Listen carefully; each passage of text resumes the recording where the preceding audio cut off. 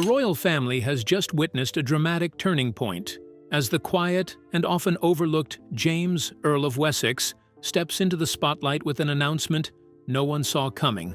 After years of being shielded from the public eye, James has now accepted a brand new HRH title, officially becoming a prince of the realm. This move doesn't just elevate his royal status, it reshapes the future dynamics of the monarchy itself. But why now? And what does this bold shift really mean? A young royal at the edge of destiny. For centuries, the British royal family has captivated the world with its crowns, palaces, and timeless traditions. Beyond ceremony, it is the human drama, the tension between duty and personal desire, that intrigues people most. Typically, attention centers on the monarch, the heir or Princess Catherine, whose every step sparks analysis. But now, an unexpected figure has entered the spotlight: James, Earl of Wessex. Unlike his high-profile relatives, James has grown up away from intense media scrutiny, making his quiet emergence into public interest a refreshing shift in the ongoing royal narrative. At 17, James seems, on the surface, to be an ordinary teenager. Like many boys his age, he spends his days focused on school, preparing for university, and taking those early steps toward adulthood. To most, his life looks calm and ordinary, unmarked by the intense scrutiny that has shadowed his cousins, Princes William and Harry, since their earliest years.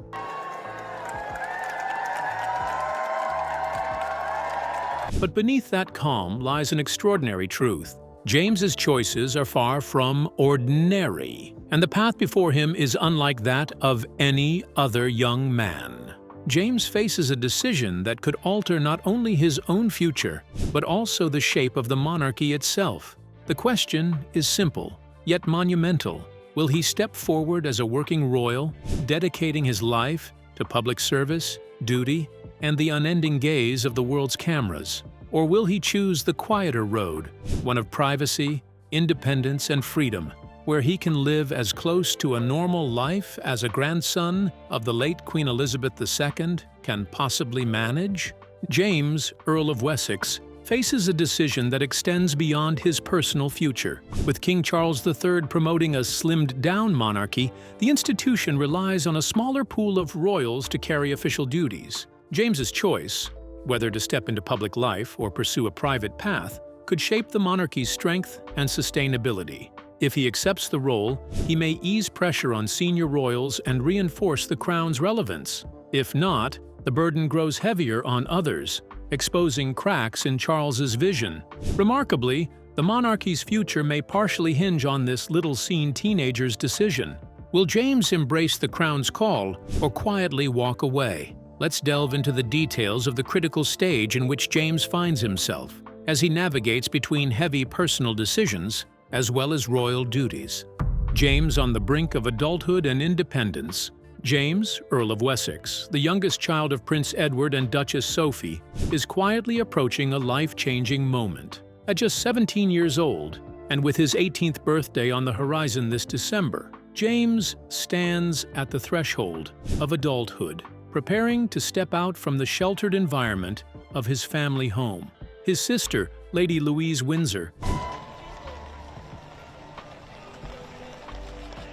has already taken this step, currently studying in Scotland, and now it seems her younger brother may soon follow in her footsteps.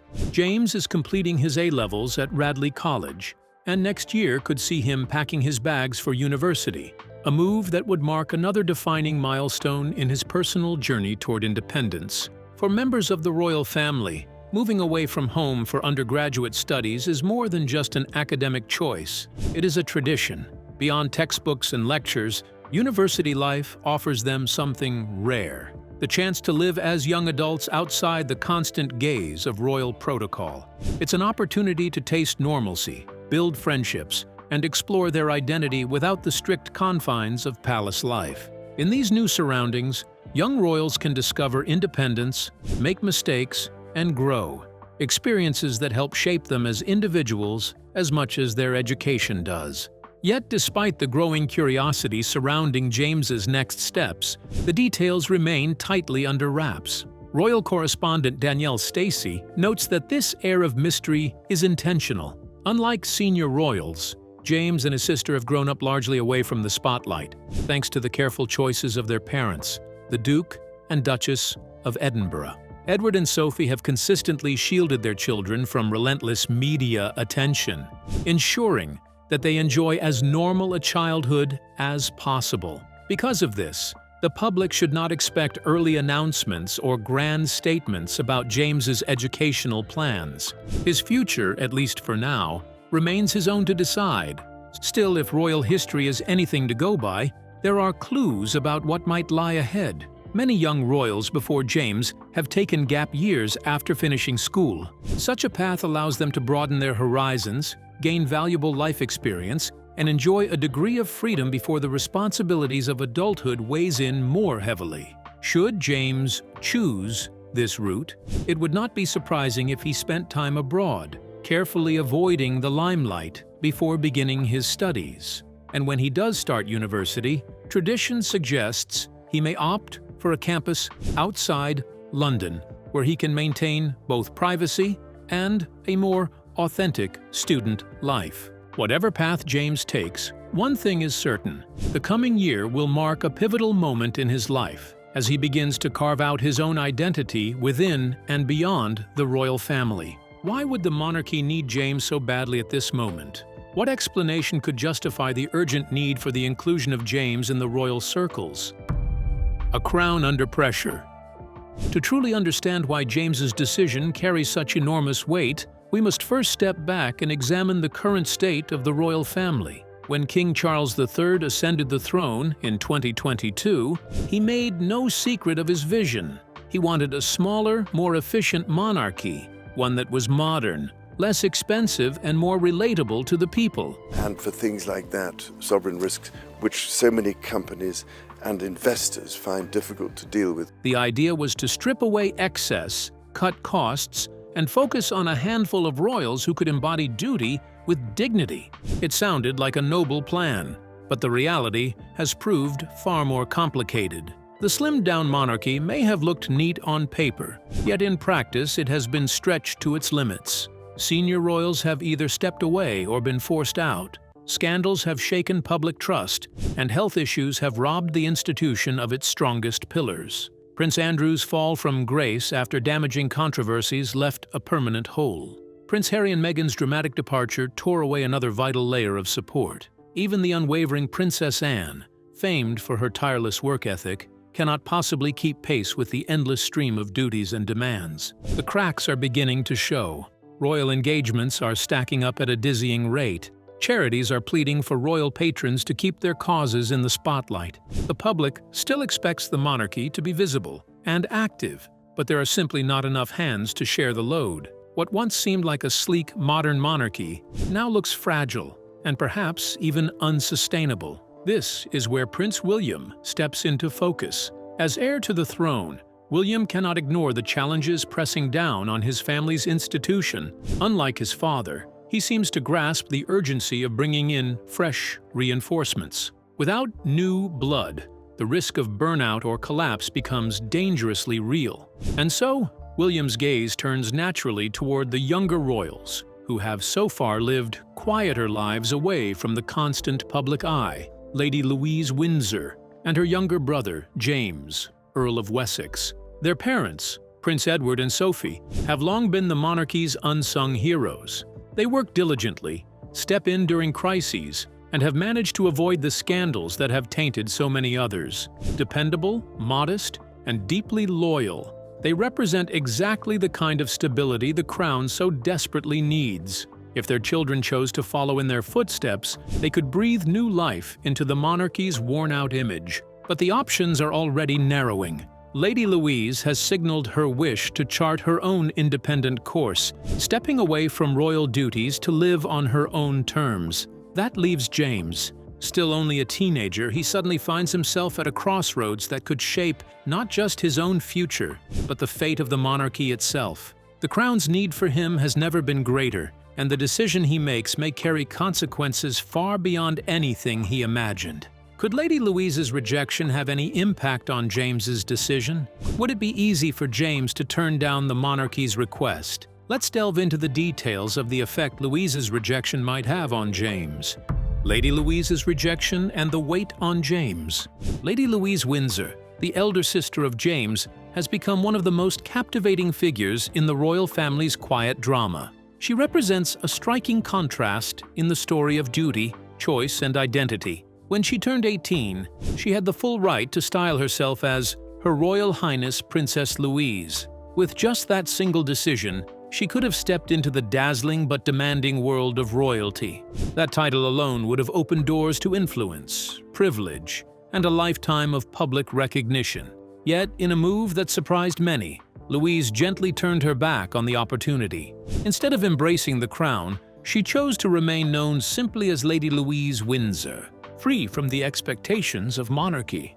Currently, she is studying English at the prestigious University of St. Andrews in Scotland, the same institution that once nurtured the romance between Prince William and Catherine Middleton. Okay, no, this one I think should be fine. But I did get a bit emotional when I sang it in there. It's just like unbelievable venue. But rather than being swept into royal tradition, Louise has voiced her interest in exploring careers far beyond the palace gates, fields such as the military, diplomacy, or even law. These are not just career options. They are statements of intent. They show her determination to live as her own person, unchained by royal titles. For Prince William, however, her refusal carried a sting of disappointment. With the monarchy under increasing pressure to modernize and remain relevant, he had hoped that Louise, with her intelligence, charm, and natural grace, might have stepped onto the royal front line. Her presence could have lightened the load on senior royals and symbolized a new, relatable face of the crown. But Louise's decision firmly closed that door. And here lies the ripple effect. By stepping back, Louise has inadvertently shifted the weight of expectation onto her younger brother, James. Without her to share the spotlight or responsibilities, James is no longer merely the quiet second child of Edward and Sophie. Instead, he has suddenly become the monarchy's next great hope, the young royal who might carry the torch forward.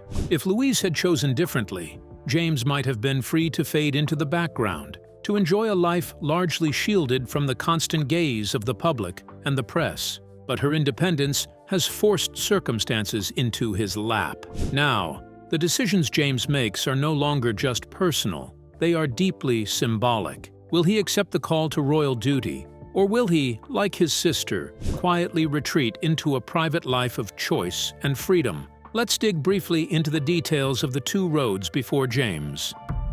James at the crossroads. As James nears his 18th birthday, he faces a life-altering decision that could shape both his future and the monarchy's path. He must choose between living privately or stepping into the royal spotlight by accepting Prince William's invitation to become a working royal. This role would thrust him into constant public duties, ceremonies, charity work, and international visits, while sacrificing much of his personal freedom. Though every move would be closely scrutinized, James would also gain a powerful platform to support meaningful causes, inject fresh energy into the royal family, and help redefine the monarchy for a modern era. There is a powerful allure in this path. He could become the face of a younger generation within the monarchy, showing the world that tradition and modern values do not have to stand apart. They can walk hand in hand. His involvement would also ease the pressure on senior royals, who are increasingly stretched thin by the demands of duty. In this way, James would not only be serving his country but also preserving an institution many feel is at a turning point. Yet the price of such a role would be heavy. He would trade the simplicity of anonymity for a lifetime of scrutiny. Every decision, every friendship, and even his private struggles could become headlines. The crown may not sit on his head, but the weight of duty would never leave his shoulders. On the other hand, James could decline the offer. In doing so, he would follow the example of his sister, choosing a quieter, more private life away from the demands of the throne. He could go to university, chase professional dreams, explore passions, and live by his own timetable rather than one dictated by centuries of tradition.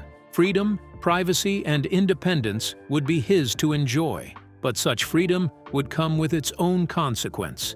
His decision would send a message that the younger royals may no longer wish to bind themselves to the crown. For the monarchy, this would be no small matter. The institution is already facing what some describe as a staffing crisis, with fewer working royals carrying an increasing burden of responsibility. If James walks away, it will deepen the challenge for Prince William as he looks to secure the future of the crown. The refusal could mark more than a personal choice. It could symbolize the gradual unraveling of a system not by deliberate reform, but by the simple will of those born into it.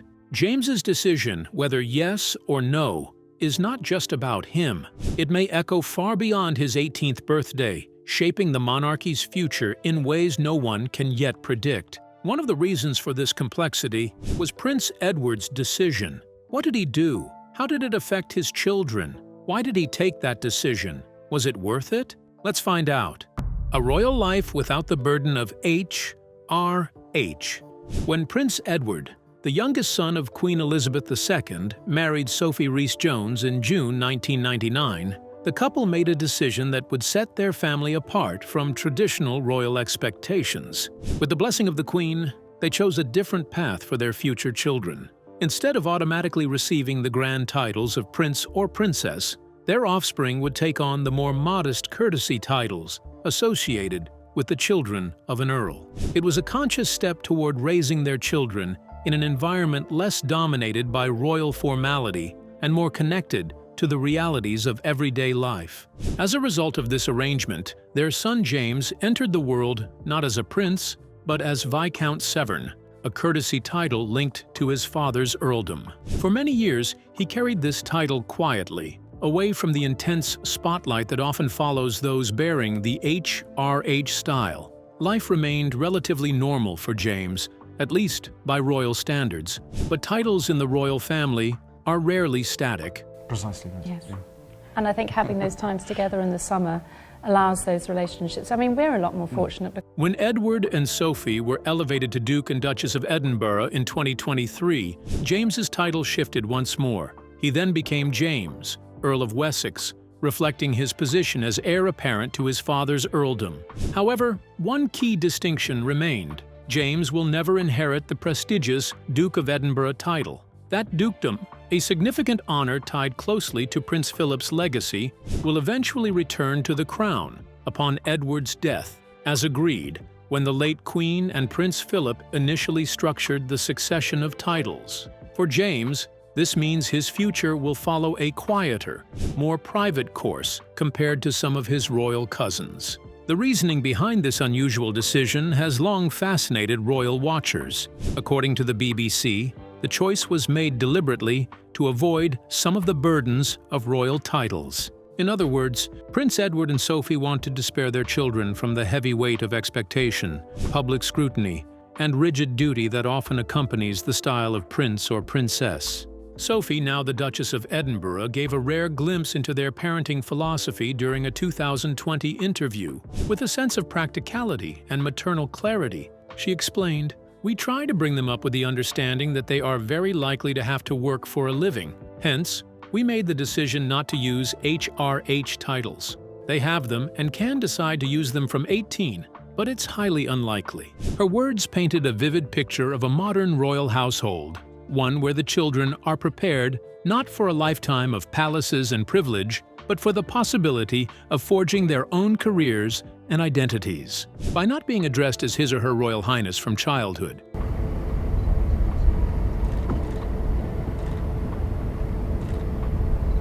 James and his sister, Lady Louise Windsor, have been able to enjoy a more balanced upbringing.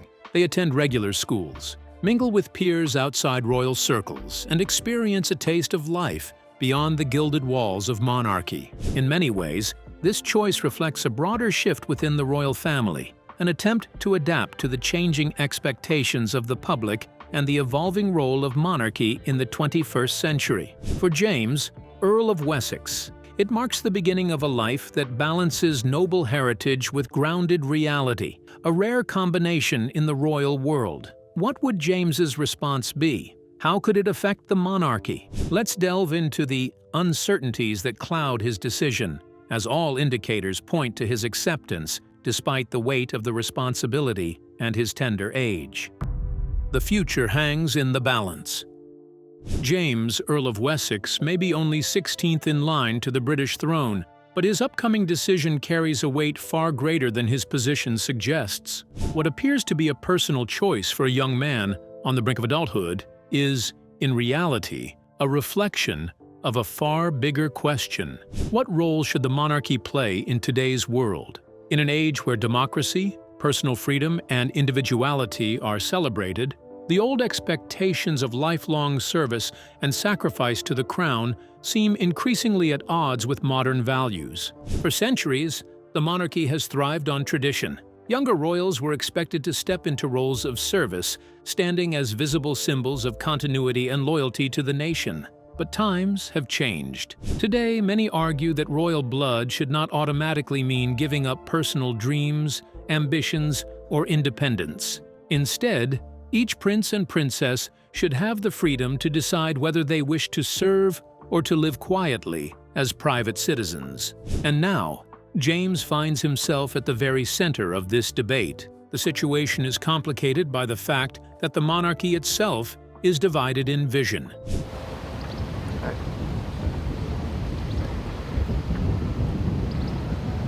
King Charles III is deeply rooted in tradition, believing in a slimmed but still visibly active royal family. His son, Prince William, however, appears to lean towards a slightly different model, one that emphasizes fewer working royals but places enormous responsibility on those who remain. For James, this creates a delicate crossroads. Should he walk the well-worn path of duty or follow the less predictable road of personal freedom?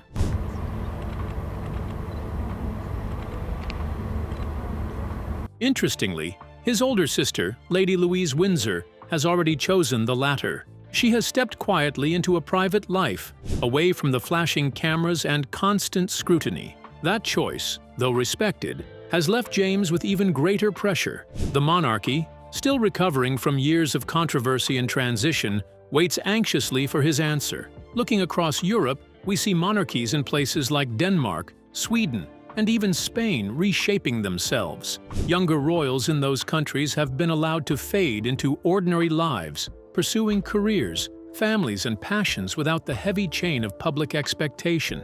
Yet, Britain's monarchy is unlike any other. Its global influence and historical significance mean that every decision, even from a royal as far down the line as James, becomes international news. As James approaches his 18th birthday, speculation grows louder. Will he step forward and take on the duties of a working royal, standing beside his parents and cousins as a representative of the crown? Or will he quietly step aside, following in his sister's footsteps and choosing independence over tradition? The truth is, whatever he decides will not only define his own future, but it could also set the tone for the monarchy in the coming decades. Will it remain an institution anchored in tradition, or will it adapt to the spirit of freedom that defines our age? The world waits for James's choice: tradition or independence, duty or freedom. His answer may be personal, but its echo will be heard far beyond palace walls. So, what do you think convinced James to accept the offer, despite its weight and his age? We would love to hear your thoughts in the comments below. Don't forget to like and subscribe.